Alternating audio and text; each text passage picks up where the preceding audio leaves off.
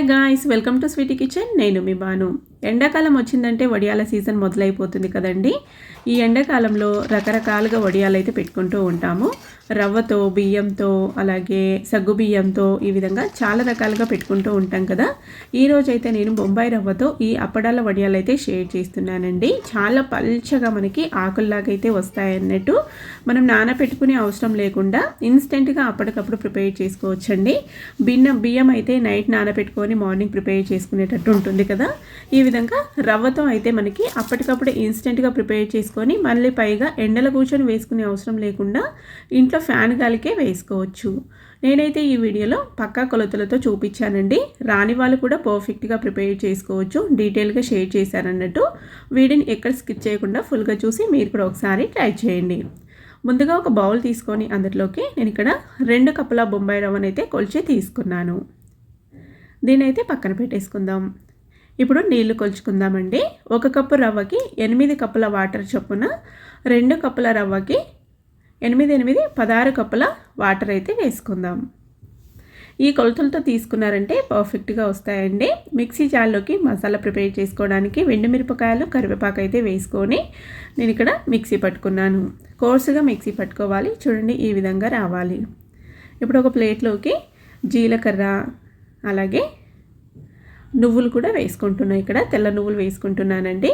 మనం మిక్సీ పట్టి పెట్టుకున్న ఈ మిరపకాయలు, కరివేపాకు పౌడర్ కూడా వేసేసుకుందాం. ఇప్పుడు వీటిని పక్కన పెట్టేసుకుందామండి. నీళ్ళు అయితే బాగా మరగపెట్టుకోవాలి.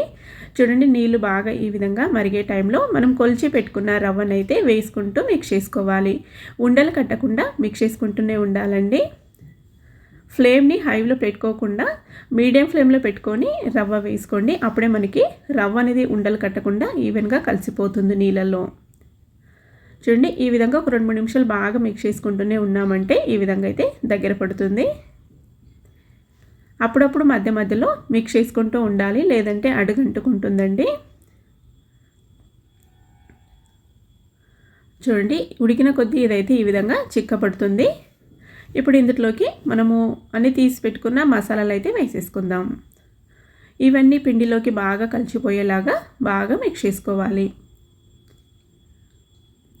ఫ్లేమ్ని మీడియం ఫ్లేమ్లో పెట్టుకొని ఉడికించుకోండి, లేదంటే సిమ్లో పెట్టుకున్నా కూడా సరిపోతుందండి. హై ఫ్లేమ్లో పెట్టుకుంటే పొంగిపోతుంది అన్నట్టు. ఈ విధంగా నేనైతే 1/2 టీ స్పూన్ వంట సోడా, 1/2 టీ స్పూను టేస్ట్కి సరిపడన్నట్టు సాల్ట్ అయితే వేసుకున్నానండి. మొత్తం ఒకసారి బాగా మిక్స్ చేసుకుందాం ఇందులో కలిసిపోయేలాగా. చూడండి, మనకి ఉడికిన కొద్ది తర్వాత ఇదైతే ఈ విధంగా పల్చగా వస్తుంది కన్సిస్టెన్సీ. మనకి ఇది పల్చపడుతూ వచ్చిందంటే కరెక్ట్గా ఉడికినట్టు. దీన్ని అయితే ఇంకా స్టవ్ ఆఫ్ చేసేసుకొని చల్లారబెట్టేసుకుందాం. చూడండి, చల్లారిన తర్వాత అయితే ఈ విధంగా వస్తుంది గట్టిగా అన్నట్టు. నేను ప్లాస్టిక్ షీట్ పైన వేసుకుంటున్నా కాబట్టి పూర్తిగా చల్లారిన తర్వాతనే వేసుకుంటున్నాను. చల్లారిన తర్వాత అయితే కన్సిస్టెన్సీ ఈ విధంగా వస్తుంది. మీరు వేడివేడిగా వేసుకునేటట్టుంటే క్లాత్ పైన వేసుకోవాలండి, బట్టల పైన. ప్లాస్టిక్ షీట్ పైన వేసుకునేటట్టుంటే వేడివేడిగా వేసుకోకండి. ఈ విధంగా 1 టీ స్పూన్తో వేసుకుంటున్నాను.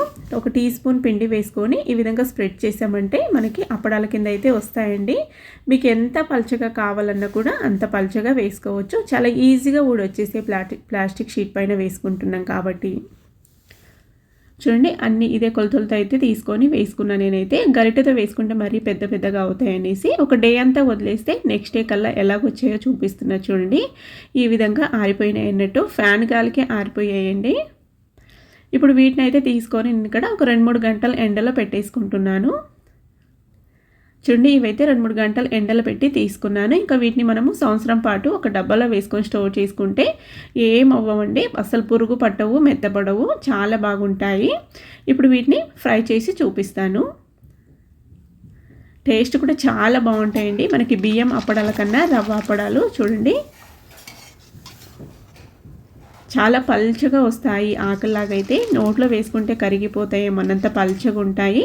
ఆయిల్ బాగా హీట్ చేసుకొని సిమ్లో పెట్టుకొని అయితే ఫ్రై చేసుకోవాలి, లేదంటే తొందరగానే కలర్ చేంజ్ అయిపోతాయి. చూడండి, మనకి ఇంతకి 2 ఇంతలు అన్నట్టు పొంగుతూ వస్తాయి అప్పడాలు అయితే.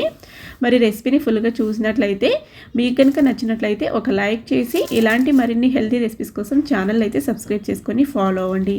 మీరు కూడా ట్రై చేసి ఎలాగొచ్చాయో నాతో షేర్ చేసుకోండి. Thank you for watching. Bye.